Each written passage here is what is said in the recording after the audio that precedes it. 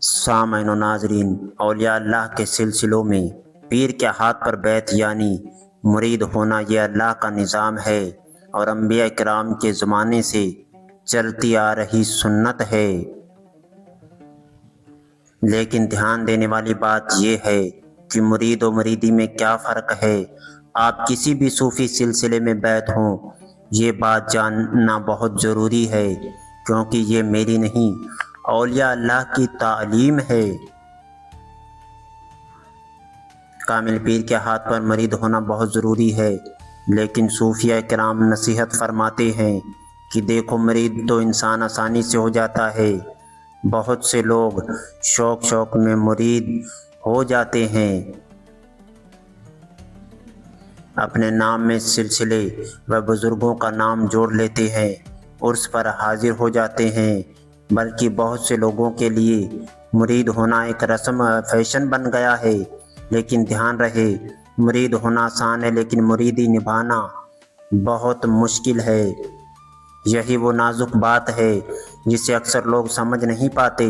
لہٰذا ایک عظیم صوفی بزرگ مخدوم جہاں حضرت شیخ شرف الدین احمد یحییٰ منیری رحمۃ اللہ تعالیٰ علیہ فرماتے ہیں کہ ایک مرید کو مریدی اختیار کرنے کے لیے ان 5 باتوں پر اپنے شیخ کی مطالبت ہونی چاہیے۔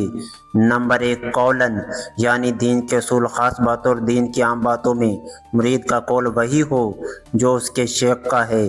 نمبر 2، فعلاً یعنی مرید کا دینی کام ہو یا دنیاوی کام ہو، پیر کے ارشاد کے خلاف نہ ہو۔ نمبر 3، قلباً یعنی اپنے باطن، اپنے قلب کو تمام بری خصلتوں سے ایسے ہی پاک و صاف کرے جیسے کہ پیر نے کر لیا ہے۔ نمبر 4، غالباً یعنی اپنے جسم کے تمام ظاہری حصوں کو بھی گناہوں کی آلودگی سے ایسے ہی پاک و صاف کرے جیسے کہ پیر نے کر لیا ہے۔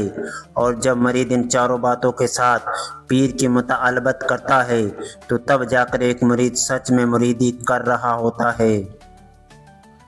لیکن دھیان رہے، اولیاء اللہ کی یہ نصیحت کامل پیر کے ساتھ ہے، ایسا پیر جو خود بزرگوں کی تعلیم و نقش قدم پر اور رہبری کے لائق ہو۔ لہٰذا جب مرید ان 4 باتوں کی سچی دل سے مطالبت کرتا ہے تو وہ مرید صادق ہو جاتا ہے۔ جیسے خواجہ نظام الدین کی مرید میں کوئی امیر خسرو ہو جاتا ہے، شمس تبریز کی مریدی میں کوئی مولا روم ہو جاتا ہے، پیر عنایت شاہ کی مریدی میں کوئی بابا بلے شاہ ہو جاتا ہے۔ اسی لیے کامل اللہ والوں سے محبت کرو، اللہ والوں کے پاس بیٹھو، اللہ والوں کی صحبت اختیار کرو کہ رہبر کی انگلی تھام کر مشکل سفر بھی آسان ہو جاتا ہے۔ محترم سامعین کرام، دین حق، اولیاء اللہ اور صوفیزم پر اسی طرح کی انفارمیٹیو جانکاری پانے کے لیے آپ اپنے چینل وائس آف صوفیہ کو شیئر